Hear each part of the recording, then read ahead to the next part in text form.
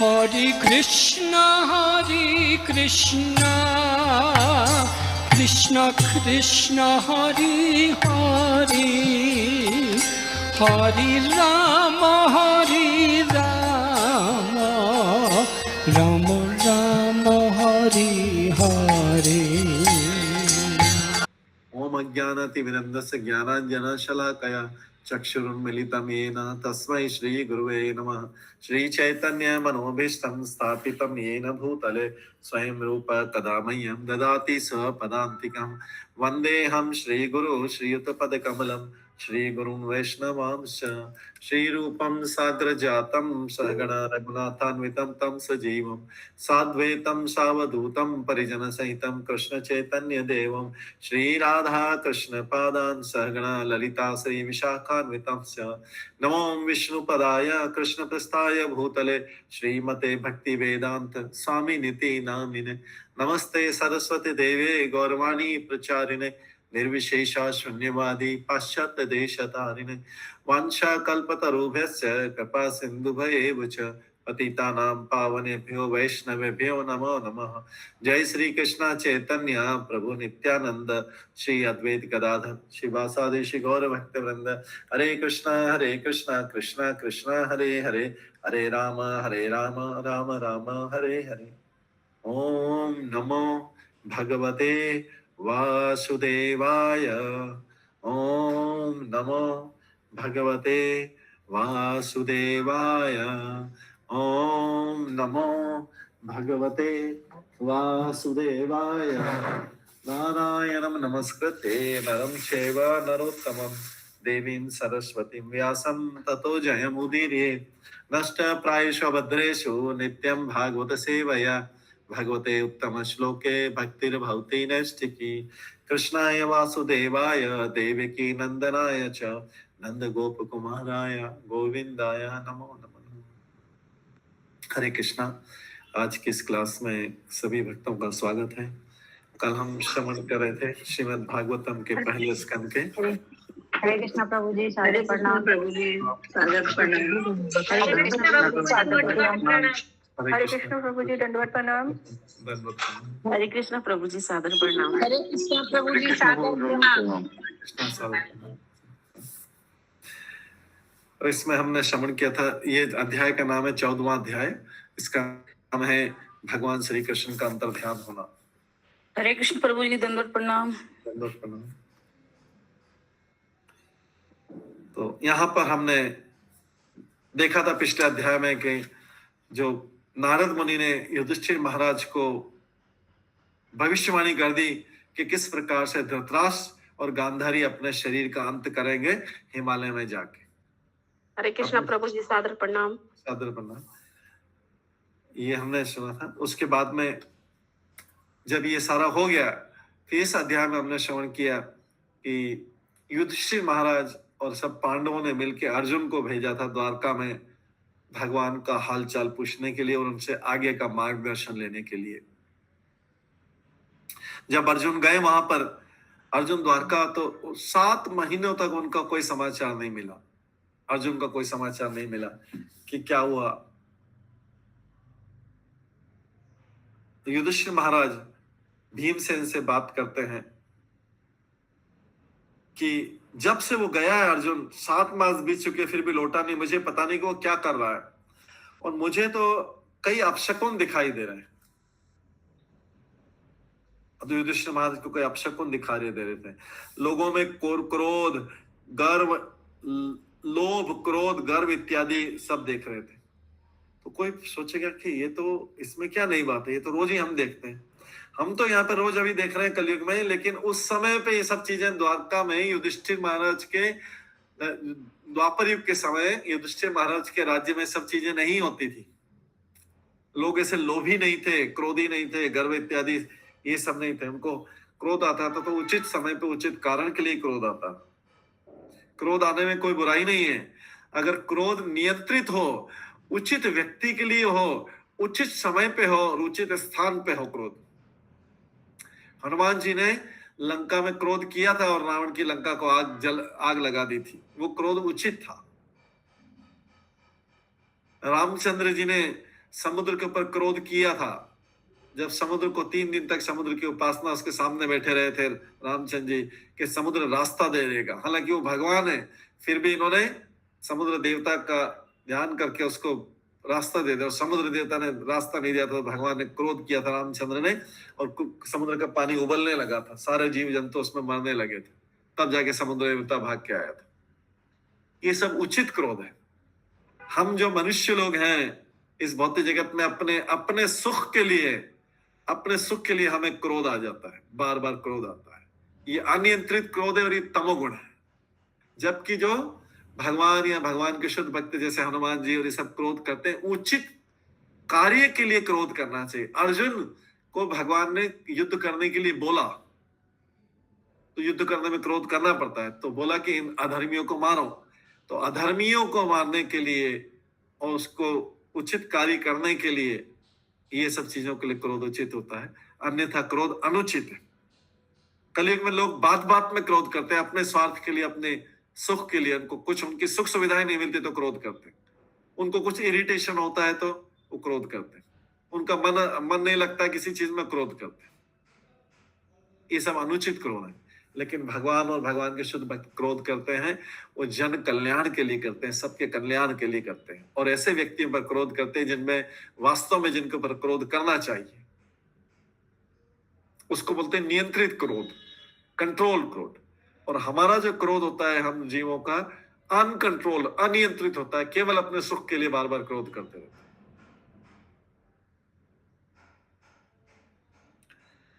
तो उस समय युधिष्ठिर महाराज ने बहुत सारे अपशकुन देखे, क्रोध, लोभ, अधर्म, दंभ, सब अमानवीय लक्षणों का प्राधान्य उठा था। अचानक उन्होंने सोचा क्यों हो रहा है। उन्होंने भीमसेन से बोला, ये मुझे लगता है, हमने 8वें श्लोक में पढ़ा था कि कहीं भगवान इस पृथ्वी लोक में अपनी लीलाओं को छोड़ के तो नहीं चले गए, कहीं भगवान कृष्ण जो है अपनी मर्त्य लोक में अपनी लीलाओं को छोड़ के तो नहीं चले गए। नारद मुनि ने भी बोला था, क्या वो समय आ चुका है क्या? फिर बोलते हैं 9th श्लोक में हमने श्रवण किया था कि युधिष्ठिर महाराज याद करते हैं भगवान की कृपा को। क्या बोलते हैं? युधिष्ठिर महाराज बोलते हैं ये सारा ऐश्वर्य हमें मिला है, उन्हीं की कृपा से तो मिला है। हमारी पत्नियां, हमारा जीवन, हमारा संतान, हमारा प्रजा के ऊपर जो अच्छा शासन चल रहा है, शत्रुओं पर विजय प्राप्त की, उच्च लोक में भावी निवास, सभी को तो उनके कारण संभव पाया। ये सब उन्हीं की कृपा के कारण था। अब ऐसा लगता है कि वो इस पृथ्वी पर से चले गए हैं, इसलिए सारे लक्षण दिखाई दे रहे हैं या सारे अपशकुन दिखाई दे रहे हैं। तो ये युधिष्ठिर महाराज भगवान के भक्त हैं, वो भगवान की कृपा को के कृतज्ञ हैं। आधुनिक युग में, कलयुग में मनुष्य को कितना भी मिल जाए, सारे सुख भी मिल जाए और पाप भी करना चालू कर देगा, फिर भगवान के ऊपर दोष देगा। केवल ऐसा लगता है कि जैसे भगवान केवल दोष देने के लिए बने हुए हैं। सुख मिलेगा तो सब अपनी मेहनत, बोलता मेरी मेहनत, मेरी कमाई, मेरा भाग्य, मेरी बुद्धि, मेरा बल, इसके कारण मेरे को सारा सुख मिला। अगर उसको कुछ बीच में अचानक 2, 3, 4 चीजें उसके साथ में दुर्घटनाएं होने लगे, गलत कार्य, गलत वो होने लगे, उसकी इच्छा के अनुसार कार्य नहीं हो, तो वो भगवान को दोष देता है। लेकिन यहाँ पर युधिष्ठिर महाराज हर चीज के लिए, चाहे युधिष्ठिर महाराज पांडवों के जीवन में कितने कष्ट आए, लेकिन कष्ट का नाम नहीं ले रहे वो क्या बोल रहे हैं? भगवान ने हमारे लिए क्या क्या किया, वो गिना रहे हैं कि भगवान ने हमारे लिए कितना कितना किया। किसी भी नेगेटिव कार्य को ऐसा नहीं बोल रहे कि हमारे लिए भगवान ने ये खराब किया, ये खराब, क्या क्या अच्छा किया वही गिना रहे हैं भगवान। भगवान के भक्त सोचते हैं कि सारा बुरा काम मेरे कारण हुआ, ऐसा सोचते हैं, और सारा अच्छा कार्य भगवान के कारण, भगवान का महिमा गान करते हैं। तो बोल रहे हैं कि सब कुछ भगवान की कृपा से उनके जीवन में। और कल हमने बताया था कि भगवान की कृपा के लिए चाहे हम 5 चीजें होती है, कल भागवत गीता के हमने 18वें अध्याय में श्लोक में श्रवण भी किया था। एक 5 चीजें जो है, व्यक्ति का प्रयास, किसी भी कार्य की सफलता के लिए 5 चीजें आवश्यक है। व्यक्ति का प्रयास, स्थान, व्यक्ति स्वयं कर्ता, कर्ता का प्रयास, कर्ता, उसके उपकरण, स्थान और भगवान की कृपा। ये 5 चीजें आवश्यक है किसी भी कार्य की सफलता के लिए। ये भगवत गीता के 18वें अध्याय के 14वें श्लोक में 18.14 5 चीजें आवश्यक। एक क्रिया के 5 कारक है किसी भी कार्य की सफलता के लिए। अगर 4 चीजें हो, व्यक्ति भी हो, उसका प्रयास भी हो, स्थान भी ठीक है और उसके उपकरण भी ठीक है, लेकिन अगर भगवान की स्वीकृति नहीं तो कार्य नहीं होगा, ये कार्य नहीं होगा। तो शरीर के केस में शरीर स्थान है, कर्ता शरीर के अंदर करने वाला आत्मा है, और उपकरण क्या है? इंद्रियां हैं, और प्रयास व्यक्तिगत प्रयास है, और फिर अंदर बैठा परमात्मा जो है भगवान के रूप में। तो शरीर के केस में ये 5 हो गए। ऐसे ही हर केस में ये 5 कारण निकाले जा सकते हैं। यहाँ पर स्पेशली शरीर के केस में वर्णन किया गया। बट जनरल स्थिति क्या है? शरीर के केस में उपकरण क्या है? शरीर के केस में उपकरण क्या है? इंद्रियां उपकरण है, इनको यूज करके कार्य किए जाते हैं। और शरीर स्वयं क्या है? स्थान है। अंदर परमात्मा भगवान की स्वीकृति देने वाला है। कर्ता आत्मा है, और प्रयास भी शरीर के द्वारा होता है। तो इसलिए, लेकिन ये फॉर्मूला जनरल है, कहीं पे भी इसको लगाया जा सकता है। इसलिए हर कार्य में भगवान की स्वीकृति जरूरी है। चाहे किसी ने कितना भी प्रयास, कितना भी श्रम किया, जब तक भगवान की स्वीकृति नहीं है, साइन नहीं है, स्वीकृति नहीं, तब तक कार्य सफल नहीं होगा। इसलिए कुछ लोगों के कार्य सफल हो पाते हैं, कुछ लोगों के कार्य सफल नहीं हो पाते। 2 लोग एक साथ कार्य करते हैं, उतना ही मेहनत करते हैं, तो भी एक का सफल हो पाता है, एक का सफल नहीं हो पाता, क्योंकि एक में भगवान की स्वीकृति है, दूसरे में भगवान की स्वीकृति नहीं। तो यहां पर इसलिए भगवान की स्वीकृति सब में चाहिए। तो युधिष्ठिर महाराज उसी लास्ट चीज को याद कर रहे हैं कि भगवान की स्वीकृति के बिना कुछ भी नहीं हो सकता। निष्कर्ष निकाला, चाहे घटनाएं अच्छी हो बुरी हो, भगवान की स्वीकृति के कारण ही घटती है। किसी भी सफल व्यक्ति को अपनी सफलता के लिए भगवान के प्रति कृतज्ञता का अनुभव करना चाहिए। वो साइन नहीं हो भगवान के तो काम नहीं चलेगा।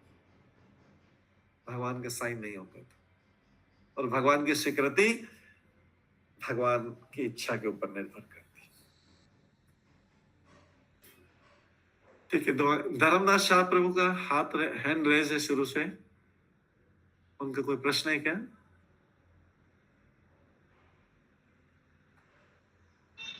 हरे कृष्ण प्रभु जी, दंडवत प्रणाम। दंडवत प्रणाम।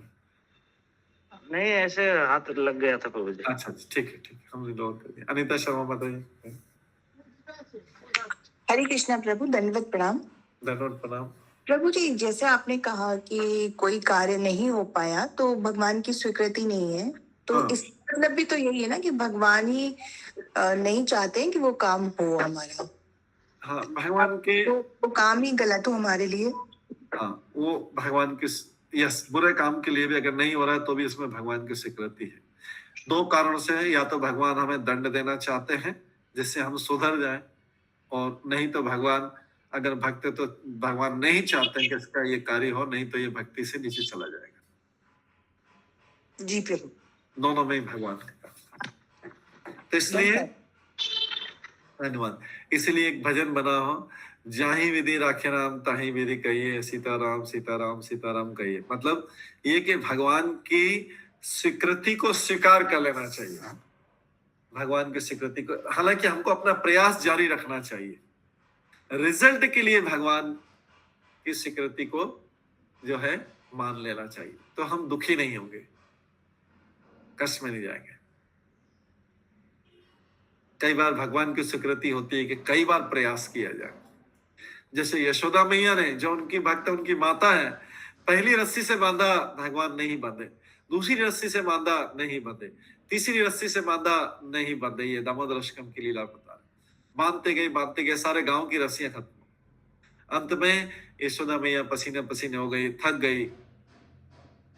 भगवान ने उनका प्रयास देखा तो भगवान ने सिंसियर प्रयास देखा कि मेरे को बांधने का प्रयास करी यशोदा मैया अपने प्रेम में, तो उन्होंने मेरे को सुधारने के लिए, भगवान तो बालक के रूप में थे, शैतानी कर रहे थे, तो उनकी माता उनको सुधारने के लिए, हालांकि भगवान को सुधारने की जरूरत नहीं, लेकिन फिर भी क्योंकि बचपन की बाल्य लीला कर रहे हैं, एक साधारण बालक जैसी लीला कर रहे हैं, तो मेरे को सुधारने के लिए, तो माता मेरे लिए को सुधारने के लिए प्रयास कर रही है, कितने सिंसियर प्रयास करे।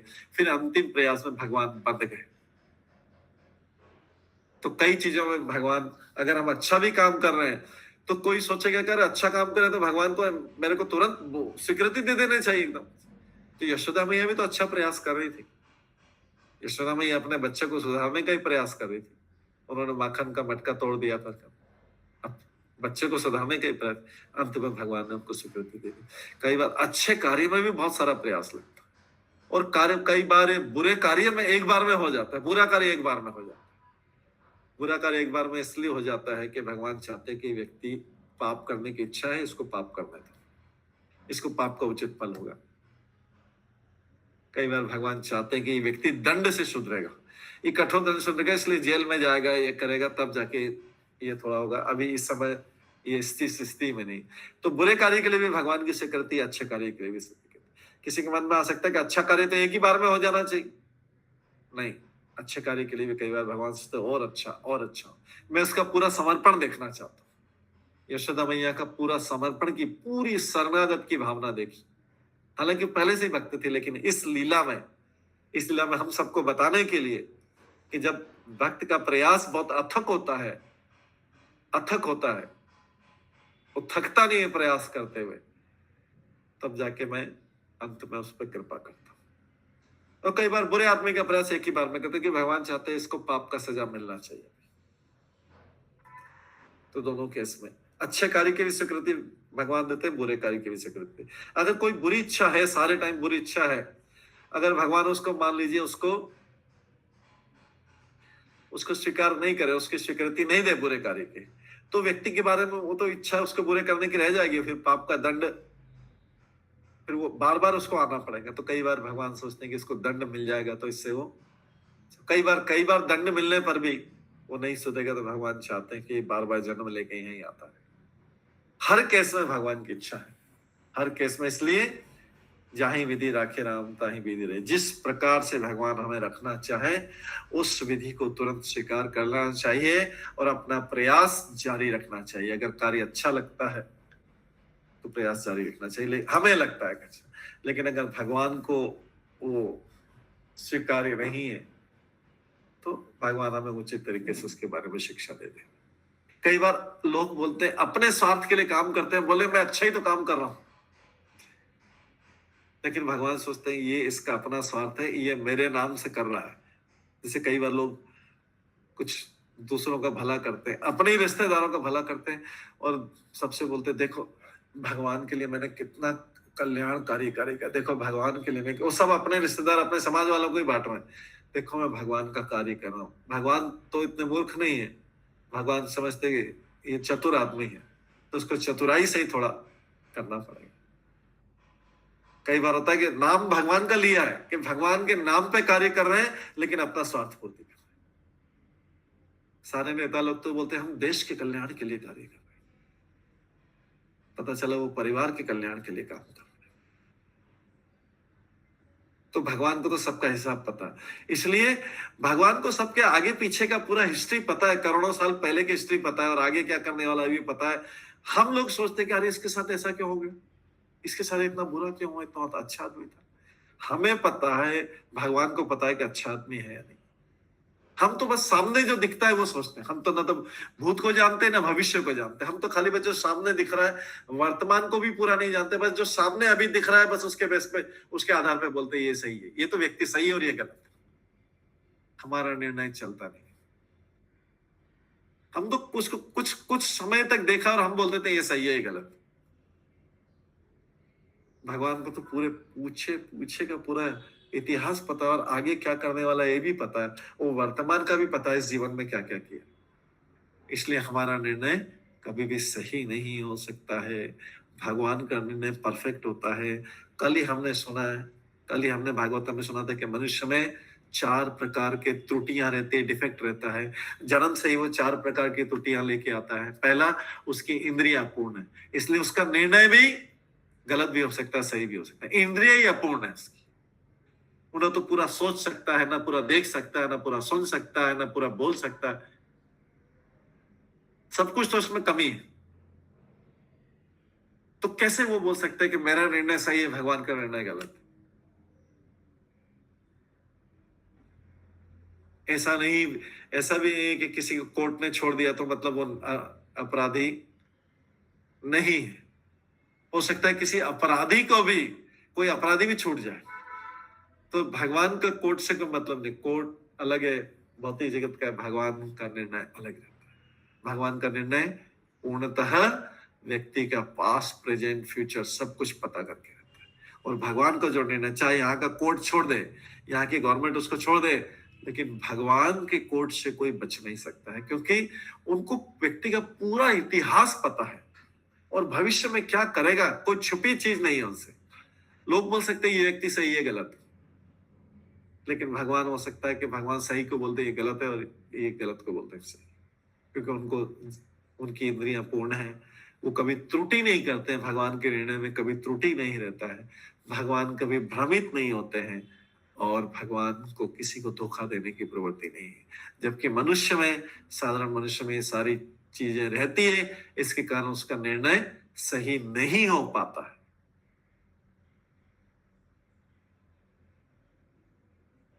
अतः निष्कर्ष निकला कि सारी घटनाएं चाहे अच्छी हो बुरी हो, भगवान की मर्जी के कारण ही घटती है।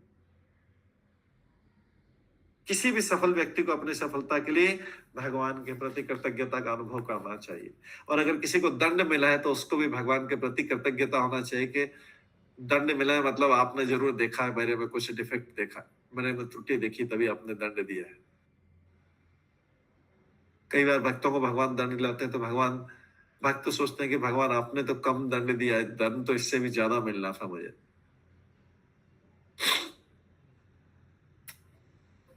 इस तरीके से 9th श्लोक खत्म हुआ। अब हम 10th श्लोक से स्टार्ट करेंगे आज। पश्योत्पातान नरव्याघ्र दिव्यान बहुमान सदेहिकान दारुणान संशतादुरात भयम न बुद्धि मोहनम। भीम को बोल रहे हैं युधिष्ठिर महाराज, क्या बोल रहे हैं? तो हे पुरुष व्याघ्र, पुरुषों में शेर। भीम बहुत बलशाली था, तो बोलते पुरुषों में शेर हो तुम। जरा देखो तो सही देवी प्रभावों, पृथ्वी की प्रतिक्रियाओं तथा शारीरिक वेदनाओं के कारण उत्पन्न होने वाली कितनी खतरनाक आपदाएं हमारी बुद्धि को मोहित करके निकट के भविष्य में आने वाली खतरे की सूचना दे रही। भीम से बोलते तुम तो शेर हो, लेकिन देखो ये प्राकृतिक आपदा है, मतलब भीम को बोल रहे तुम भी कुछ नहीं कर पाओगे, हालांकि तुम पुरुषों में शेर हो। लेकिन ये देखो कितनी सारी लक्ष्य अपशकुन, देखो जरा अभी कितने अपशकुन हो रहे हैं। युधिष्ठिर बताना चाह रहे हैं कि लगता है अर्जुन 7 महीने से आया नहीं है, लगता है कि वहां पे भगवान श्री कृष्ण इस पृथ्वी को छोड़ के अंतर्ध्यान हो गए हैं। अभी उनका कृष्ण के किस जाने के कारण देखो पृथ्वी में अभी सारे अपशकुन होने लगे। ये अभी उनको पता नहीं लगा, न्यूज नहीं आई है, लेकिन ये सारे भीमसेन से बात करें कि बोला ऐसा इसलिए लग रहा है, मुझे लग रहा है इसलिए ऐसा हो रहा है कि भगवान कृष्ण द्वारका में से अभी पृथ्वी से अपनी लीलाएं समाप्त करके अप्रकट हो गए हैं, अंतर्ध्यान हो गए हैं, चलेंगे। इसलिए इस अध्याय का नाम है भगवान श्री कृष्ण का अंतर्ध्यान होना। तो युधिष्ठिर महाराज किस चीज को देख के पता लगा रहे? सारे ग्रह नक्षत्र की स्थिति बदल रही है। नक्षत्रों के दैविक प्रभाव से अनेक घटनाएं आती है, विपत्ति आती है संसार में। भगवान डायरेक्टली विपत्तियां नहीं डालते हैं, प्रकृति के माध्यम से डालते हैं सारी विपत्तियां। कितने प्रकार की विपत्तियां मनुष्य के ऊपर आती है? 3 प्रकार की आती है, आदि दैविक, आदि भौतिक और आदि आत्मिक। आदि दैविक मतलब जो ऊपर से आती हैं, देवता, बहुत ज्यादा गर्मी पड़ना, बहुत ज्यादा सूखा पड़ना, बहुत ज्यादा बारिश होना, अकाल, दुर्भिक्ष, रोग, महामारी, कोरोना जैसे रोग, ये सब, इसका सबका फल क्या होता है? आदि दैविक। ये सबको बोलते हैं आदि दैविक कष्ट। जो देवी आपदा से रहते हैं उसको बोलते हैं आदि देवी कष्ट। इसके बाद जो दूसरे लोगों से हम कष्ट मिलते हैं, दूसरे मनुष्यों से मिलते हैं, दूसरे जीवों से मिलते हैं, सांप, बिच्छू, मच्छर, वायरस, बैक्टीरिया, ये सब दूसरे से मिलते हैं, इसको बोलते हैं आदि भौतिक कष्ट। और तीसरे प्रकार के कष्ट होते हैं आदि आत्मिक कष्ट, जो व्यक्ति अपने स्वयं में मन से ही निराश हो जाता है, फिर नीचे चला जाएगा, डिप्रेशन में चला जाएगा, फिर मन से सोचते सोचते नीचे चला जाता है, कष्ट होता है, इसको बोलते हैं आदि आत्मिक कष्ट। तो वो मानवकृत भौतिक विज्ञान इन 3 प्रकार की आपदाओं के लिए कुछ भी नहीं कर सकता है। आदि देवी को रोक सकता है क्या कोई? बारिश को, सूखे को कोई नहीं रोक सकता। अभी कोरोना वायरस आया था, आदि भौतिक वायरस के कारण उसको आदि देवी की बोल सकते हैं, आदि भौतिक बोल सकते हैं। एक मनुष्य दूसरे मनुष्य को कष्ट दे रहा है, घर परिवार के लोग ही कष्ट दे रहे हैं, शत्रु तो कष्ट दे रहे हैं, घर परिवार के लोग भी कष्ट दे रहे हैं, इसको कोई रोक सकता है? गवर्नमेंट कुछ कर सकती है? नहीं। ये तीनों, और किसी के मन में ही कष्ट हो रहा हो, बैठे बैठे ही कष्ट हो रहा हो, बैठे बैठे ही निराश हो रहा हो, मानसिक रूप से रोग हो रहा, उसको कोई गवर्नमेंट ठीक कर सकती क्या? नहीं कर सकती। तो तीनों प्रकार के कष्ट जो है, तो अभी युधिष्ठिर महाराज भीमसेन को बोल रहे हैं, देखो ये सारे कष्ट आने लग गए लोगों के ऊपर।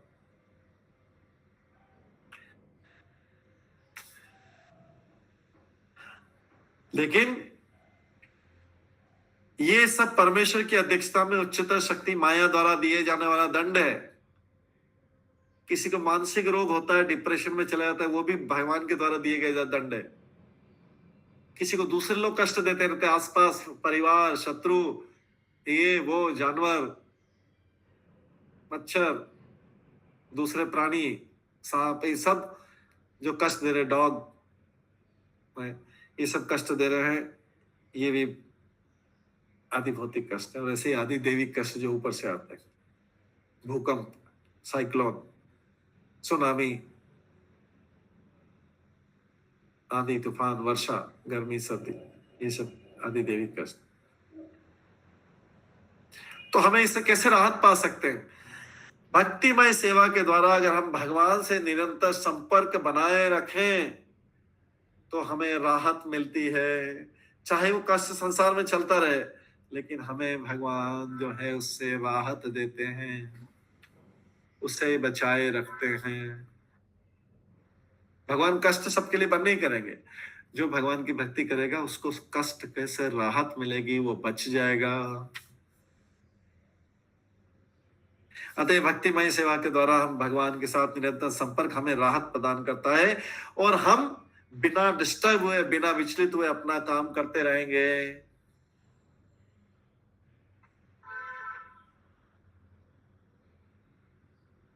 लेकिन जिनको भगवान को कष्ट देना है वो कष्ट पाते रहेंगे, तीनों प्रकार का कष्ट पाते रहेंगे और बार बार विफल होते रहेंगे। इसलिए बोला गया है भगवत गीता में 7वें अध्याय में के 14वें श्लोक में बोला गया है, ये भगवान के द्वारा, माया के 3 गुणों के द्वारा इसके कोई जीता नहीं जा सकता है। जैसा कि आपके सामने माता जी ने श्लोक बताया, देवी हैषा गुणमयी मम माया दुरत्यया मामेव प्रपद्यन्ते माया में ताम तरन्ति ते।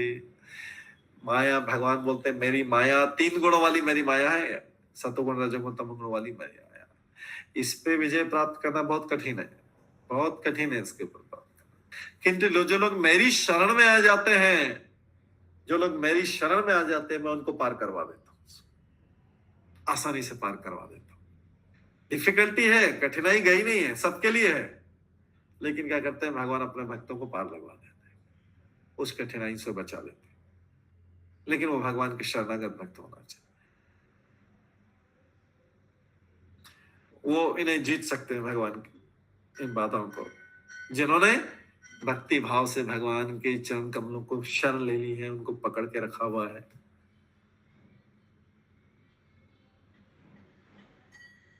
आगे 11वें श्लोक में बोलते हैं, युधिष्ठिर महाराज फिर भीमसेन को बोल रहे हैं, उरु अक्षी बाहवा मह्यम स्फुरन्ति अंग पुनः पुनः वे पथु चापी हृदये आरात दास्यन्ति विप्रियम युधिष्ठिर महाराज बोलते हैं, मेरे शरीर का तो बायां हाथ, बायां भाग, मेरी जांघें, बायां भाग, हाथ, पैर, मेरी जांघें, भुजाएं तथा आंखें बारंबार फड़क रही, भय से मेरा हृदय धड़क रहा है। ये सब अनिष्ट घटना को सूचित करने वाले हैं।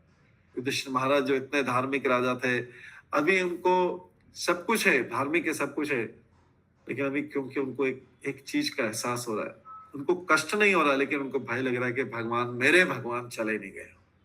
कोई किसी से प्रेम करता है, इतना प्रेम करता है, तो उसको भय लगता है कहीं मेरा उनसे विरह नहीं हो जाए, हमसे अलग नहीं हो जाए। तो युधिष्ठिर महाराज भगवान से इतना प्रेम करते हैं, इतना कृष्ण से इतना प्रेम करते हैं। अभी अभी तो कृष्ण गए थे उनके यहाँ से, कुछ महीने ही हुए थे, फिर अभी अर्जुन पूछने लग रहा है कि मेरे कृष्ण जो हैं, लगता है इस पृथ्वी को छोड़ के चले गए।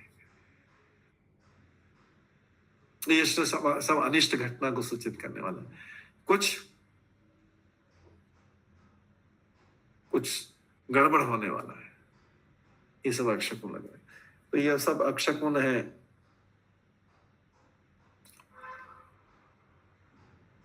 ये सब उन लोगों को होते थे उस समय, ये सब अपशकुन उन लोगों को होते थे जिनका उस समय भगवान से ऐसा प्रेम था। ये भी भगवान से कनेक्टेड है, जिनका भगवान से ऐसा प्रेम। कहीं को ऐसा नकली भी होते रहते हैं वो, लेकिन इनका वास्तव में भगवान से प्रेम था। इतना प्रेम था, इतना गाढ़ा प्रेम था कि ये भगवान के विरह को सहन नहीं कर पाते।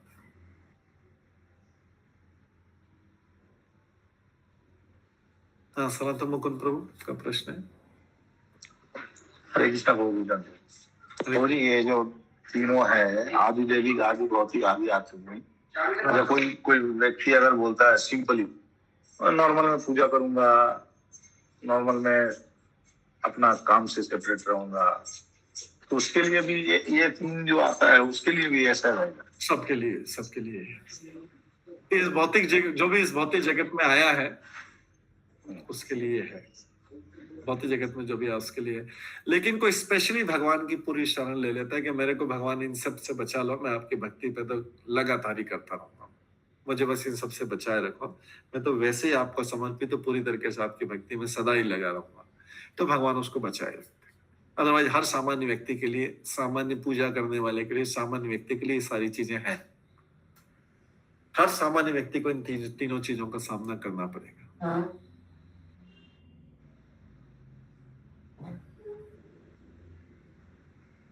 ठीक है, वो इससे बच नहीं सकता। लेकिन जो भगवान से ऐसी प्रार्थना करता है, भगवान को समर्पित करते हैं कि भगवान इनसे बचा रखो, आप बाकी मेरे से जो बोल दो कर दूंगा सर, तो ये जो है शरणागत, कंप्लीट शरणागत का मतलब ये है कि भगवान उसको फिर, क्योंकि भगवान को लगे ये तो फुल टाइम में मेरी भक्ति करे, तो इसको प्रोटेक्ट कर, इसको बचा के रखो।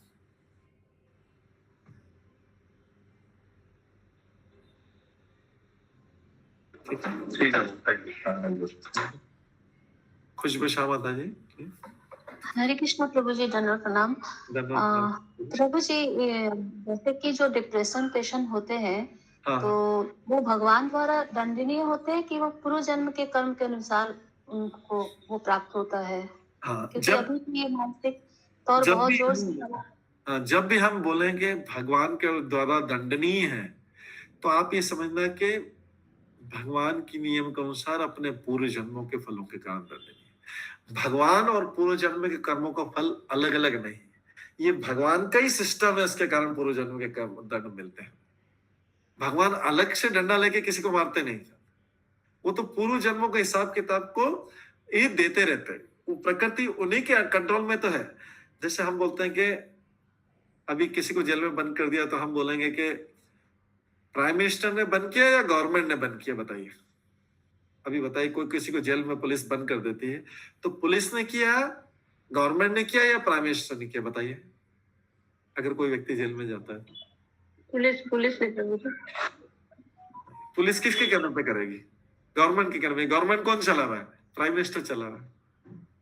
तीनों तो एक ही चीज है, पुलिस कैसे कर लेगी बिना? तो जो भी, जैसे हम बोलते हैं कि प्रकृति ने किया, या भगवान ने किया, एक ही बात है। प्रकृति मतलब गवर्नमेंट है, प्रकृति मतलब गवर्नमेंट है। भगवान कौन है? उसके प्राइम मिनिस्टर के हेड है, हेड ऑफ द गवर्नमेंट। तो उनके डायरेक्शन में सारा होता है। अगर कोई हमें कष्ट दे रहा है, संसार में कोई कष्ट दे रहा है, तो वो व्यक्ति जिम्मेदार है, गवर्नमेंट जिम्मेदार है, या प्राइम मिनिस्टर जिम्मेदार है? वो व्यक्ति। व्यक्ति, तो व्यक्ति किसके? गवर्नमेंट के अंडर में, और वो प्राइम मिनिस्टर। तो अगर कोई व्यक्ति किसी को कष्ट दे रहा है तो उसको, वो उसका मतलब है कि उसको जेल में जाना चाहिए, तो जो कष्ट दे रहा है। भगवान के केस में क्या है कि अगर हमें कोई कष्ट मिल रहा है किसी व्यक्ति के द्वारा, ये भगवान की गवर्नमेंट मतलब जो इस संसार में, अगर कोई व्यक्ति हमें कष्ट दे रहा है तो उसका मतलब उसके पीछे प्रकृति की स्वीकृति है और उसके पीछे भगवान की भी स्वीकृति है। इस दंड को बोलते हैं आदि भौतिक दंड। आदि भौतिक दंड, इस संसार में अभी हमें कोई भी कष्ट मिल रहा है उसके पीछे भगवान की स्वीकृति है, और प्रकृति दे रही है। और कहां से दे रही? हमारे पूर्व जन्मों के कर्मफल के हिसाब से दे रही।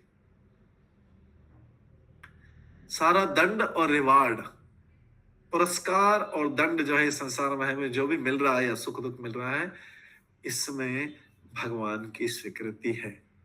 और ये हमारे पूर्व जन्मों के कर्म फलों के आधार पर ही भगवान स्वीकृति देते हैं। अलग से कोई नया हमारे लिए कुछ भी नहीं बनाया है कि आज जो है हम इन प्रभु जी को दंड देंगे, आज माता जी, हालांकि इन्होंने पीछे कुछ भी नहीं किया, आज नया दंड निकालेंगे इनके लिए, इनको कुछ ऐसा करें। सब पूर्व जन्मों को उससे होता है। तो इसलिए जो आप बोल रहे हैं, अगर कोई डिप्रेशन में जाता है तो ये आधी आत्मिक है, ये भी पूर्व जन्मों के कर्मों से होता है, और इसमें भगवान की स्वीकृति है। तो चाहे आप बोल दो भगवान दे रहे हैं, या प्रकृति दे रही है, या मैं पूर्व जन्मों के कर्म फलों से पा रहा हूं, तीनों एक ही चीज है। थैंक यू प्रभु। ठीक है, तीनों को कभी अलग मत समझना। नहीं तो पूर्व जन्म का लाके किसने हिसाब किताब रखा है? बताइए, किसने रखा है हमारा पूर्व जन्म का हिसाब किताब? भगवान ने। भगवान। किसको बोला गया है? प्रकृति को बोला गया हिसाब किताब रखो।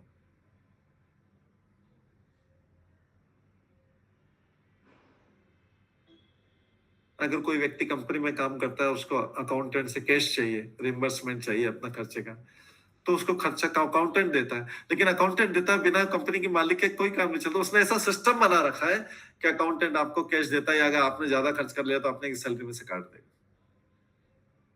करेक्ट? तो आप क्या सोच रहे हैं कि अरे यार अकाउंटेंट है, अकाउंटेंट के हाथ में सब कुछ नहीं। वो सिस्टम ऐसा बना रखा है। वो सिस्टम क्या है? इस संसार में सिस्टम है प्रकृति, और प्रकृति कौन चला रहा है? उस कंपनी का मालिक। प्रकृति का मालिक कौन है? भगवान। तो हम सोच रहे हैं कि अकाउंटेंट को खुश, अकाउंटेंट मेरे को दे रहा है, कैश दे रहा है, अकाउंटेंट मेरे को दे रहा है, ये दे रहा है, काम दे रहा है। नहीं, वो सब पूरा। ऐसे पूर्व जन्मों का कर्म फल जो दे रहा, प्रकृति दे रही, ले रही, और उसके ऊपर भगवान है। तीनों एक ही चीज है। तो कभी बोला जाए कि भगवान दंड दे रहा है, तो उसका क्या मतलब समझना चाहिए? तीनों एक ही। सॉरी, तीनों एक ही मतलब पूर्व जन्मों के कर्मों का देख देख के दे रहे हैं, रोक नहीं रहे। लेकिन चाहे तो हमारे पूर्व जन्म के कर्म फलों को भी रोक सकते हैं भगवान। सब कुछ रोक सकते हैं भगवान। कंपनी का चेयरमैन है, किसी को एम्प्लॉय को ज्यादा भी पैसे दे सकता है, रिवार्ड भी दे देगा, बोनस भी दे सकता है, अच्छे काम के लिए बोनस दे सकता। तो भगवान चाहे तो सारे पूर्व जन्मों के कर्म फलों को रोक सकते हैं, अगर कोई उनके शरणागत हो जाए।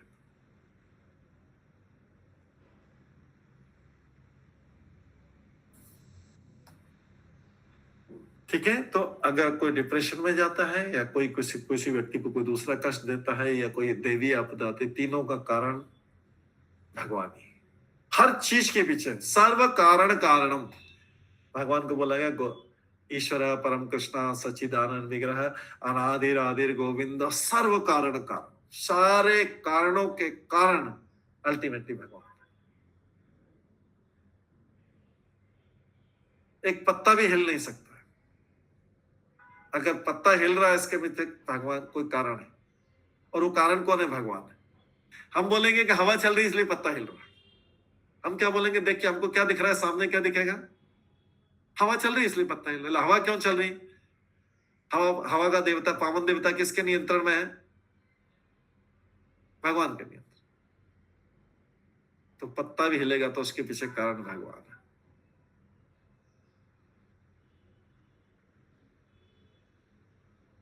ठीक है, पवन अरोरा प्रभु का प्रश्न था। हरे कृष्णा प्रभु जी, सादर प्रणाम। वो प्रभु जी पूछ रहे थे, प्रभु जी अब अपने मेरे फैमिली में हम बहुत सारे रिलेटिव में लोग नॉनवेज वगैरह खाते हैं, तो उनको बहुत समझाते हैं मत खाइए, भक्ति में जोड़िए, लेकिन वो लोग जुड़ ही नहीं पाते। सिर्फ व्रत पूजा में जाते हैं, जय जगन्नाथ जय जगन्नाथ करते हैं और फिर और भगवान जी का कभी दर्शन करने नहीं जाते हैं। तो ये लोग किस कैटेगरी का आदमी है? देखिए, जो भी पशुओं को मारता है और ये सब करता है तो लोएस्ट कैटेगरी का है, उससे नीचे कैटेगरी तो है नहीं कोई। तो सब कोई अपने अपने दिनों को भोगेंगे। तो आपको जो है अभी भक्ति आपको भी बढ़ानी पड़ेगी, जिससे आपके परिवार वाले भी आपकी बात सुने। मेरे परिवार तो सुनते हैं, मतलब 4 जन तो भक्ति में है, मेरे रिलेटिव में है। मैं उनको बहुत समझाती हूँ, भक्ति में लाने का कोशिश करती हूँ। अभी तो ऑनलाइन भी आप इतना अच्छा क्लास लेता हूँ, बोलते हैं मैं क्लास में जुड़िए, सुनिए। तो बोलते हैं कि इस्कॉन वाला तो ऐसा ब्रेन वॉश करते हैं तो वहां पे जाने से फंस जाते हैं, ऐसे ऐसे बात बोलते हैं। अच्छा, तो फंसना तो अच्छा है, ऐसा ब्रेन वॉश तो होना अच्छा। ब्रेन अगर खराब है और ब्रेन की धुलाई तो होना चाहिए। तो बोलना कि ऐसा ब्रेन जो है खराब ब्रेन है, उसकी धुलाई तो, उसका वॉश तो होना चाहिए। अच्छी बात है, ब्रेन वॉश होना तो अच्छी बात है। जब ब्रेन ही खराब हो गया है उसको वॉश तो करवाना जरूरी है। गाड़ी की भी खराब हो जाती है तो गाड़ी को वॉश कराने के लिए ले जाते हैं, वर्कशॉप में ले जाते हैं। ठीक है, उनसे उतना बहस नहीं कर सकते हैं, उतना बहस नहीं कर सकते हैं। तो मतलब वो लोग नीच कैटेगरी का आदमी है, इसीलिए भगवान के उन लोगों पर कृपा नहीं है, इसका मतलब। अभी किसी भी व्यक्ति के जो है, किसी भी व्यक्ति के अगर पाप कर्म बहुत ज्यादा है तो उसको भक्ति में आने में समय लगेगा। हो सकता है इस जन्म में लेट आए या कई अगले जन्म में आए या उसके अगले जन्म में आए।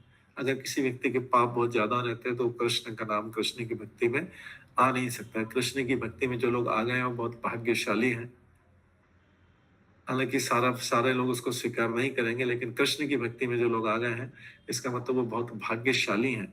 उन्होंने अपनी सारी बाधाएं पार कर ली हैं और फिर जाके कृष्ण की भक्ति करें, अपने आप को बहुत भाग्यशाली हैं।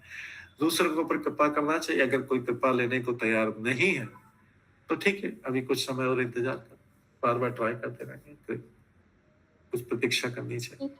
ठीक है, ठीक है प्रभु जी। हरे कृष्णा प्रभु जी, कल गए थे कृष्ण भगवान का कपड़ा लेने, तो वो दुकानदार बोल रहे थे कि इस काम से जुड़ी हैं, कभी आप निकल नहीं सकती हैं, क्योंकि इस काम वाले जो गुरु हैं वो सम्मोहन करके मोहित कर लेते हैं। ठीक है, अच्छा है। तो आप ऐसा बोल देना कि हमको मोहित होना अच्छा लगता है। तो मैं बोली प्रभु जी, मैं कि इतना आनंद आता है कि निकलने का मन ही नहीं करता है, आप निकलने की बात कर रहे हैं। अच्छी बात, अच्छा आंसर दिया आपने, पूरा आंसर कि हमको निकलना नहीं है, संसार से मोहित नहीं होना है, हमको कृष्ण से मोहित होना है। अच्छी बात है। ठीक है, कई लोग कई चीज बोलते रहेंगे, लेकिन हमें हमारा भी ज्ञान और विश्वास इतना पक्का रहना चाहिए कि अच्छा है, हमको निकलने की जरूरत नहीं है। बोले कि आप निकले हुए हैं, आप सुखी रहिए।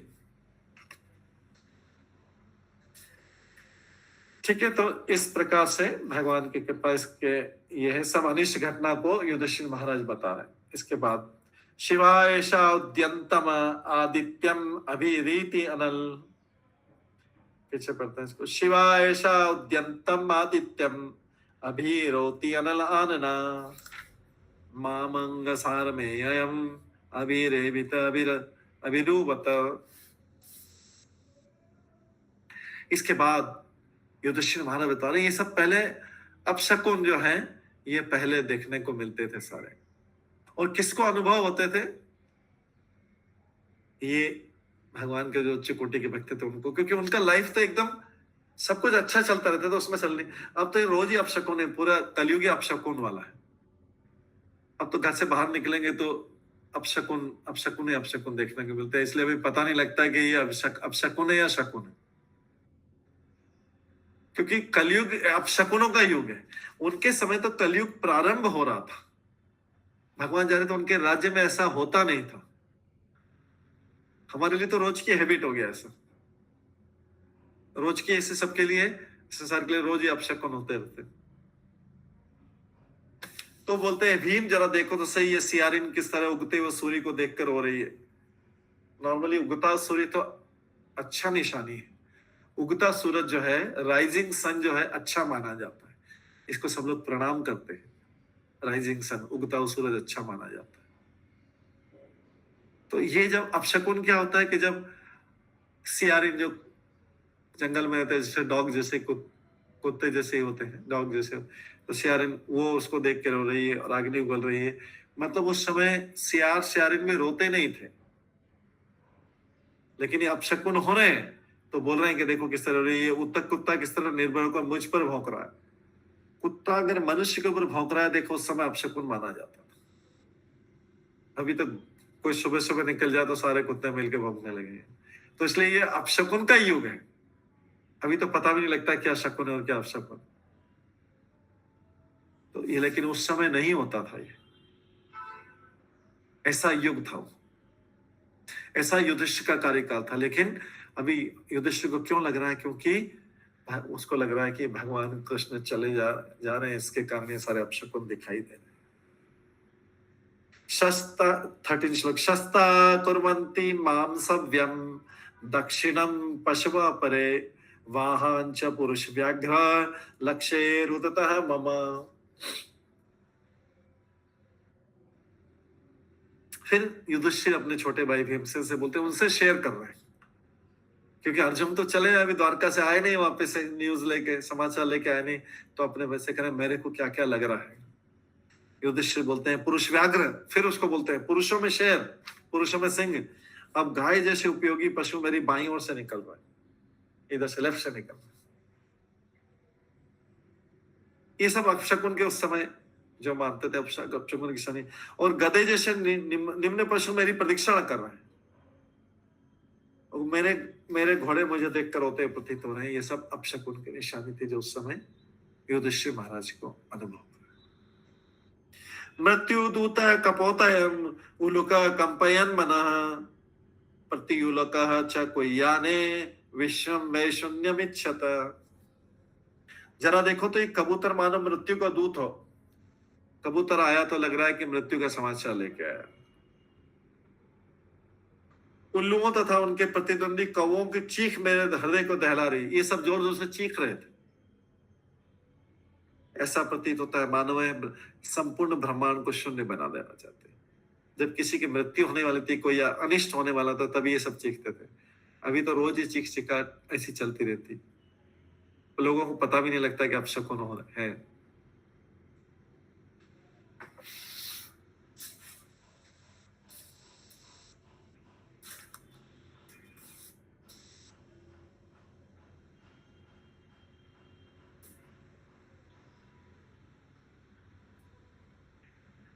धूम्रादिश परिधय कंपते, धूम्रादिश परिधय कंपते भूसाद्रवि निर्घात च महांतात साकम च स्तनयित्नुभि। और आगे के लक्षण बता रहे हैं। ये सब अपशकुन के लक्षण है जो युधिष्ठिर महाराज वर्णन कर रहे हैं, भीम को बता रहे हैं। बोले जरा देखो तो किस तरह धुआं आकाश को घेरे हुए, कैसा प्रतीत हो रहा मानो पृथ्वी तथा पर्वत कांप रहे हो। बिना बादलों की गर्जन तो जरा सुनो, और आकाश से गिरते वज्रपात मतलब बिजली को तो देखो, बिना मौसम की बिजली गिर रही, बिना बादलों की गर्जना हो रही है। ये सब अपशकुन के लक्षण है। वायुर्वाति खरस्पर्श रजसा विसर्जन तमः असृक वर्षन्ति जलदा बीभत्सम इव सर्वतः।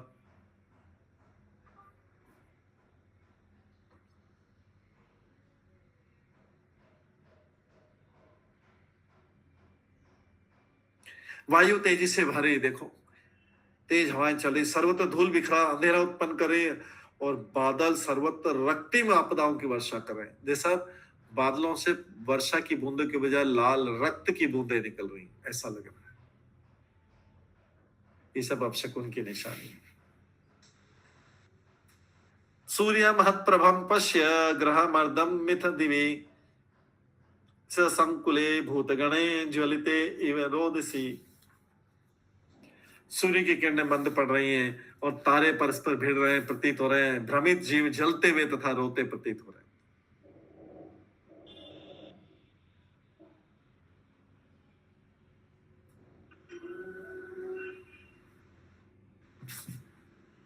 नद्यो नदा च क्षुभिता सरांसि च मनांसि च न ज्वलन्ति अग्नि आब्जेन कालयं किम विधास्यति।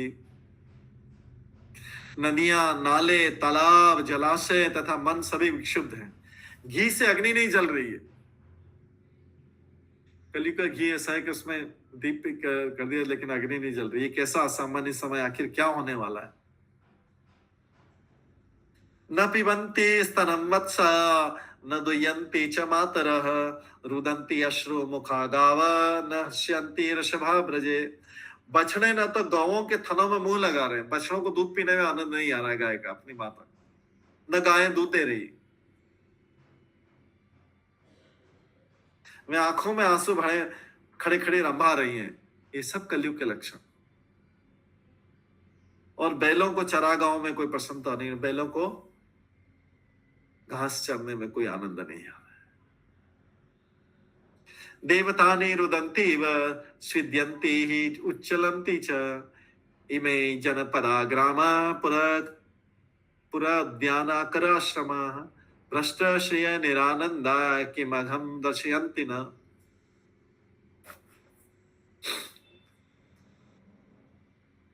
मंदिर में अर्च वगैरह रोते, शोक करते तथा पसीजते प्रतीत हो रहे हैं।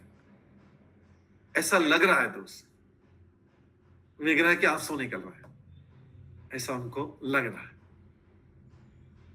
हंसते हुए मुस्कुराते नहीं दिखाई दे रहे विग्रह। ये अब युधिष्ठिर को लग रहा है ऐसा, और पसीना आ रहा है।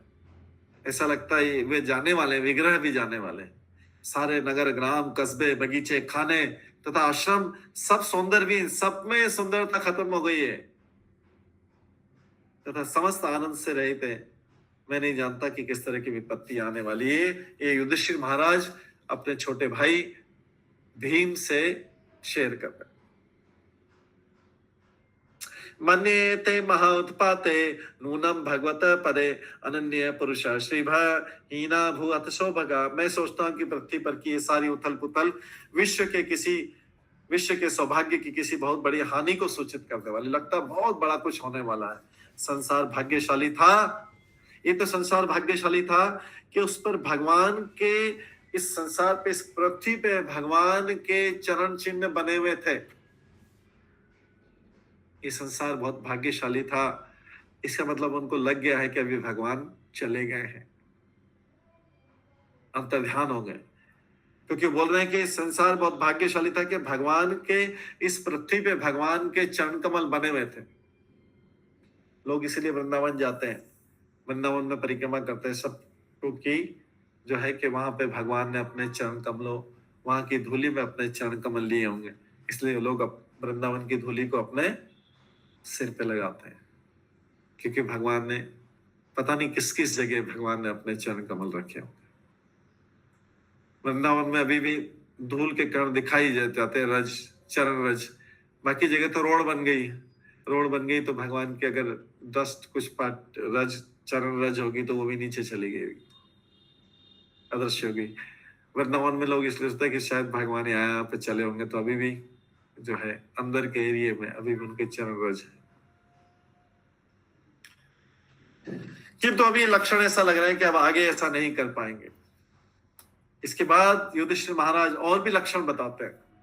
बोलते हैं इति चिंतयत् तस्य दृष्टा अरिष्टेन चेतसा राज्ञ प्रत्यागमत ब्रह्मन् यदु पुरिया कपिध्वज। है ब्राह्मण शौनक, अब सुध गोस्वामी बोल रहे हैं, ब्राह्मण शौनक जब महाराज युधिष्ठिर उस समय पृथ्वी पर इन अशुभ लक्षणों को सोच रहे थे, जब मन में सोच ही रहे थे, क्या हुआ उस समय? इतने में अर्जुन द्वारका से वापस आए। जब ये सोच रहे थे, भीमसेन से बात कर रहे थे, सोचते जाते भीमसेन से बात कर, उसी बीच में अर्जुन वहां पे आ गए। अर्जुन ने क्या किया? तम पादयो निपतितम यथा पूर्वम आतुरम अद्धावदनम बिंदुन सजंतम नयनम जयो। जब उसने राजा के चरणों पे नमन किया, सबसे पहले क्या किया उसने? युधिष्ठिर महाराज को प्रणाम किया।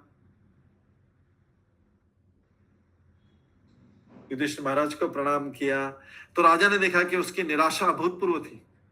अर्जुन का चेहरा पूरा निराश हो रहा था।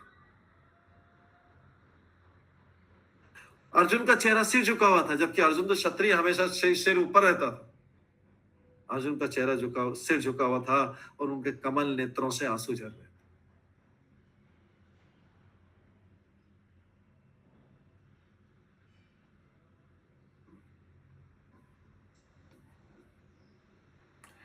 जब उसने राजा के चरणों पर नमन किया तो राजा ने देखा कि उसकी निराशा अभूतपूर्व थी। उनका सिर नीचे झुका हुआ था और उनके कमल नेत्रों से आंसू झर रहे।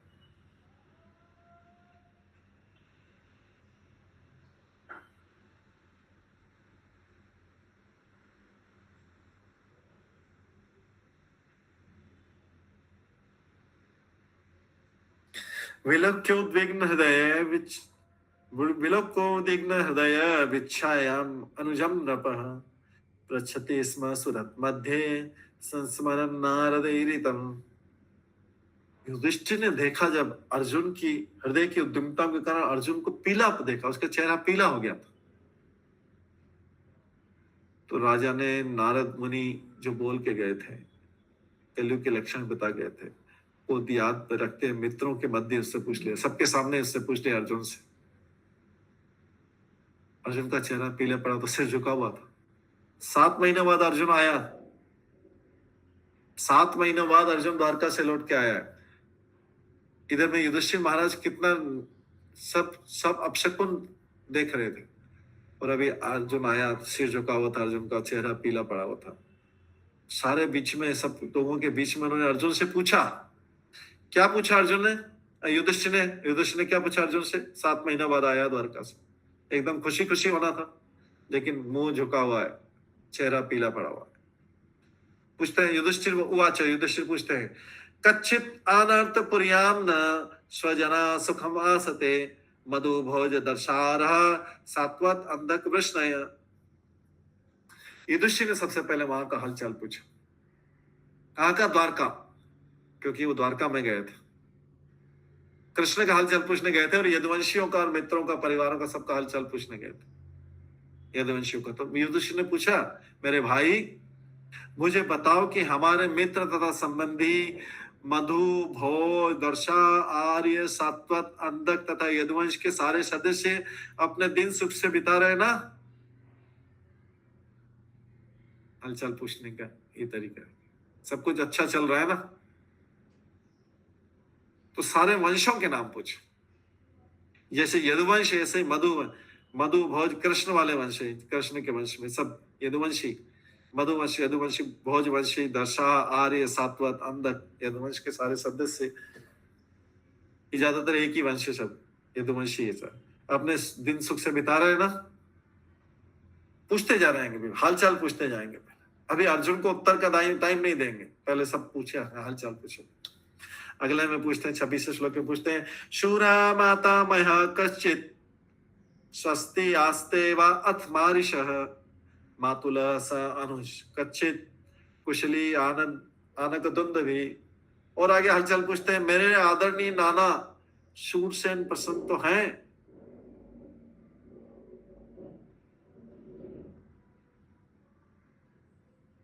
तथा मेरे मामा वसुदेव तथा उनके छोटे भाई ठीक से तो हैं?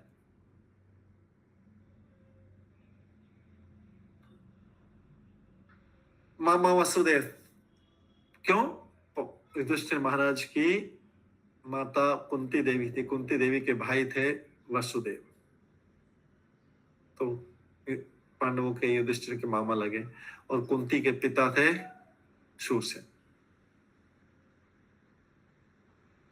वो वसुदेव के पिता थे शूरसेन। तो सब ठीक से तो हैं। उसके बाद सप्त स्वसार तत्पत्नयो मातुल्यान सह आत्मजा आसते संसना क्षेमम देवकी प्रमुखा स्वयं। आगे हालचाल पूछते हैं युधिष्ठिर महाराज। देवकी और उनकी 7 पत्नियां परस्पर बहनें हैं, वे तथा उनके पुत्र बहुएं सब सुखी तो हैं। देवकी इत्यादि उनकी सारी 7 बहनें थी देवकी, वे तथा उनके पुत्र बहुएं सब सुखी तो हैं। सबके हालचाल पूछे जा रहे हैं, एक एक करके सबसे आगे एक के बाद एक प्रश्न पूछा जाएगा।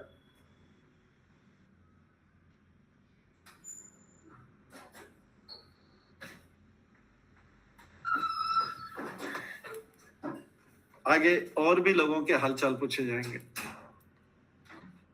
तो ये हम बाकी हालचाल कल की क्लास में श्रवण करेंगे, क्योंकि लंबा हालचाल है अभी बहुत सारे लोगों के। फिर उसके बाद जब सारे इतने सारे प्रश्न पूछे जाएंगे, उसके बाद में अभी कई श्लोक में हालचाल पूछे जाएंगे सबके परिवार के सारे सदस्य।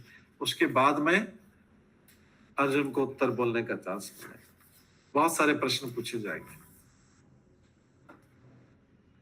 पूरा चैप्टर प्रश्न में खत्म हो जाएगा। उत्तर अगले अर्जुन को उत्तर के देने का चांस मिलेगा, क्योंकि युधिष्ठिर महाराज को बहुत सारी चिंता है कि क्या हो रहा है, क्यों नहीं बोल रहे हैं, इतने सारे अपशकुन को दिख रहे हैं, अर्जुन क्यों नहीं बोल रहा है, अर्जुन क्यों सिर झुकाए हुए है, अर्जुन का मुंह क्यों पीला पड़ गया है। तो युधिष्ठिर महाराज अभी कई प्रश्न पूछे, क्योंकि वास्तव में तो अभी युधिष्ठिर महाराज को अर्जुन उत्तर देगा कि कृष्ण इस पृथ्वी पर से अंतर्ध्यान हो गए हैं, कृष्ण इस पृथ्वी पर से अपनी लीलाएं समाप्त करके चलेंगे, तब जाके युधिष्ठिर को बहुत धक्का लगेगा। इसलिए युधिष्ठिर बोल रहे हैं क्या हुआ, क्यों नहीं बोल रहे। जैसे कोई व्यक्ति को आप किसी काम के लिए भेजा जाए और वो काम करके आए नहीं और चुपचाप खड़ा रहता, आप बोलेंगे क्यों नहीं काम कर रहे, क्यों नहीं बोल रहे, क्यों नहीं उत्तर दे रहे। उसी प्रकार से युधिष्ठिर महाराज अर्जुन से सारे प्रश्न पूछे। ठीक है, इसके आगे और भी प्रश्न पूछे जाएंगे, वो हम कल की क्लास में श्रवण करेंगे। आज की क्लास को यहीं पे विराम देते हैं। सभी भक्तों का बहुत बहुत धन्यवाद। सब हरे कृष्णा कृष्ण कृष्ण हरे कृष्ण प्रभु जी दंडवत प्रणाम। हरे कृष्ण प्रभु जी दंडवत प्रणाम।